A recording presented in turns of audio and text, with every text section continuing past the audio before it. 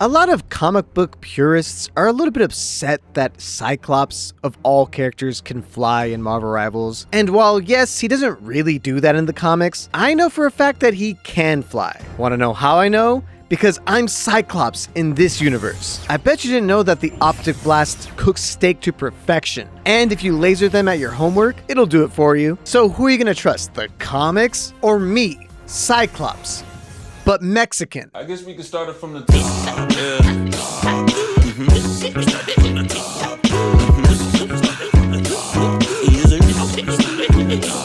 Yeah. Finally, Marvel Rivals added one of the most requested characters into the game, Cyclops. He's seen a huge surge in popularity since X-Men 97, but I've been a fan of him since my childhood, reading Uncanny X-Men. So before I explain how he plays in the game, let's go over his comic book history first. Cyclops' real name is Scott Summers. His father, Christopher Summers, was a test pilot, and he would take his family on flights all the time. But one day, they were attacked by an alien spaceship. So Christopher Summers gave Scott and Scott's brother, Alex, the only parachutes that they had and saved them both. But tragically, both of Scott Summers' parents died. And on the way down on his parachute, he ended up hitting his head on the fall. And this would severely impact his ability to control his mutant powers that were still forming. So Scott and Alex were now orphans. However, for some reason, Scott and Alex were separated. Scott was sent to an orphanage, and Alex was adopted immediately, which is strange because normally these orphanages don't try to separate siblings, but this orphanage was run by Mr. Sinister, because of course it was. This creepy dude would come up a lot, so remember him. As a teenager, whenever Scott would open his eyes, he would shoot optic blasts, but he couldn't control it, which meant that he had to keep his eyes closed all the time for fear of hurting people. And that's when Charles Xavier discovered Scott, and Xavier recruited him to be his very first X-Men member. Xavier helped Scott by first giving him his ruby quartz visor that helped him control his powers. And he also gave him these sick red ruby sunglasses for less combat-related events. Once the original X-Men team was formed, he was designated team leader. One of the other original X-Men that joined was Jean Grey, who would be the most important relationship in his entire comic book history,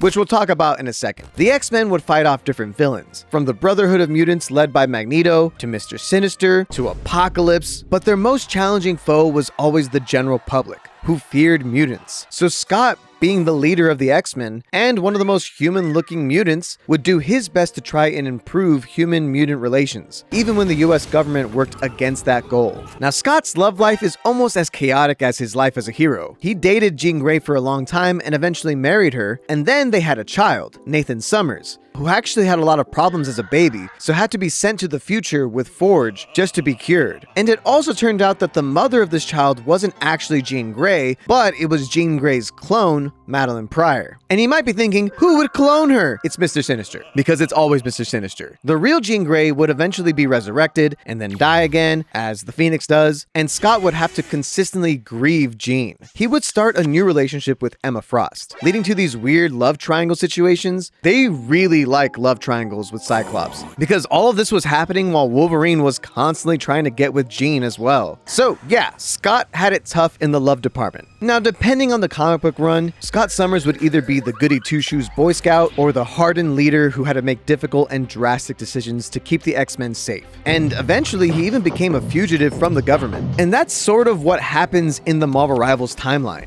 He's protecting Luna Lafayette and looking cool as f*** while doing it, only to be arrested, requiring his team to come and rescue him and break him out. And now he's here, looking cool as hell. Like, I genuinely love this design. It's simple, but it's very Cyclops. So now that you know who Scott Summers is, let's learn how to play him, shall we?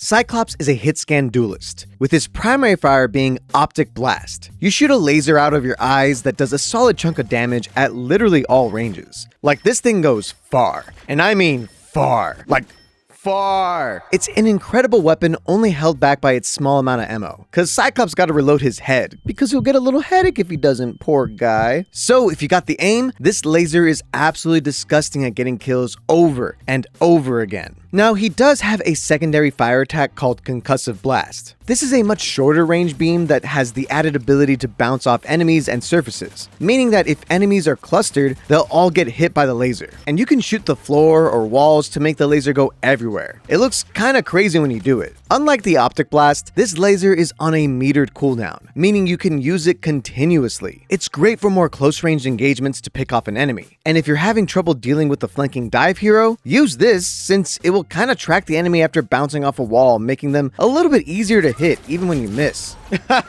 There's definitely going to be a whole trick shots type video where people show you the optimal angles, but I just like making cool shapes. I feel like a kid again trying to draw that one S that everybody was drawing in school, but this time with lasers. Now, both your laser abilities have the bonus effect to accelerate your ricochet force charge rate. So let's talk about the ricochet force. This ability has you fire a beam that can diffract and track nearby enemies after hitting terrain. After using it, you'll also get bonus health. Now, this ability is nuts. It's the best ability for finishing off an enemy who's super low and trying to get away, since as long as you hit a surface near them, it will kill. So you can kill an enemy hiding behind cover, or even if you can't see them, you can hit them around the corner, which feels so satisfying.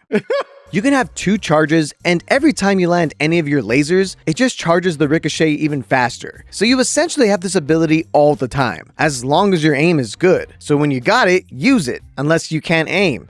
You noob. Cyclops' next ability is Propulsion Burst, which has you fire a propulsion beam that pushes you and the enemy that you hit back, applying a slow effect on enemies hit. So while in theory you can use it to knock enemies off the map, this ability is going to be used 99% of the time as a quick movement option. You can dodge enemy attacks. You can dodge enemy ultimates. You can also angle it behind you to give you a quick burst of movement forward. It's very versatile. But if your goal is to get height, his final ability, Optic Ascent, is the one you'll want to use. This fires a propulsion beam directly downwards, launching yourself upward and pushing enemies hit by it back, applying a slow effect. This is the best ability to get on the high ground and just start lasering people from up top. It's also another useful tool to dodge enemies, and when combined with your other movement abilities, you can move around the maps pretty effectively. It can look a little silly because it's like, wait, Cyclops can fly now? And the answer is no, it's falling with style, which he did in X-Men 97, and that shit was tight. So seeing it implemented here is just nuts. Cyclops' passive ability is Kinetic Hover, and this lets you enter a slow fall state while using your Concussive Blast. This lets you float around and hover, which just gives your movement more of an added mix-up, while also allowing you to just laser everyone from the skies. So when you combine all of your movement together, Cyclops is actually a super agile character with a ton of ways to traverse, which is great in a game where every other character can dash too. Too bad he runs like a dork. Tell me why I'm over here mailing like Omni-Man, dude. Look. Chopping them up, holy.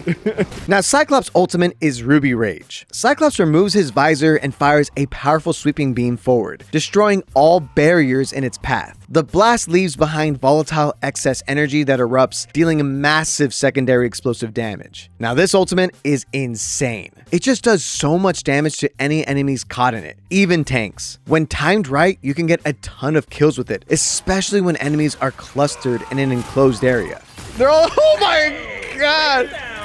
Oh my god! It's great to use on an objective in overtime to force enemies off the point, or they'll die. It just straight up deletes people and creates some funny reactions. Now, this ultimate isn't that hard to dodge in all honesty. You can just move to the left a bit or to the right a bit, and you'll most likely dodge the big explosion. But that initial explosion is pretty hard to dodge, and can even land a kill by itself. So at worst, you're creating space for your team, but at best, you'll land a big ultimate all by yourself. And it's such a dopamine rush. Oh, nice! Triple baby! So once you get the hang of Cyclops, you'll get kills left and right, and eventually get MVP. This character's broken! Guys, he might be broken. As I mentioned before, I'm Cyclops. So listen to these pro tips. Number 1, Cyclops has one team up with Wolverine. Wow, not a team up with Jean Grey? I knew these two were secretly in love. Anyways, Wolverine gets one of his best team ups ever, where he becomes a freaking Beyblade. But I really do think that Cyclops and Wolverine pair very well together, since Cyclops can handle the squishy heroes and Wolverine can handle the big tanks on the ground. so they cover each other's bases. But I do think he teams up with one other hero even better. Number 2. His ultimate is kind of like Hanzo's ultimate in Overwatch, where it's easy to avoid, but when you pair that with Zarya's Graviton Surge, it's one of the best wombo combos of Overwatch history. So, which ultimate is like Zarya's ultimate in Marvel Rivals? Well, Groot. So I would recommend using Groot's ultimate with Cyclops' ultimate because it can lead to some insanely huge ult combos, landing multiple kills. Oh my god! That was awesome! And my friends Trickster and Wyatt did this to us, and it was devastating. No! No, they got the quad! So I asked him to send his POV because check this out, it's also pretty hype. Let's go! Number 3. You are a hit scan, so your role is to deal with flying heroes. Iron Man, Storm, Human Torch, Ultron, Spider-Man zipping around. You can take these guys out with ease. Oh, out of the sky! In general, your goal is to target the squishier enemies, since your laser is like a sniper, so you can even flank and kill healers in the backline. Basically, you should use Cyclops' primary fire like a mid to long range hit scan, similar to Hela or Phoenix, but when enemies are clustered in close range, that's when you whip out the secondary laser. But your goal ultimately should be to play a distance game and poke enemies from a safe distance. It's the Cyclops way. Number 4. This is every single barrier and defensive shield ability that your ultimate will destroy. Enjoy.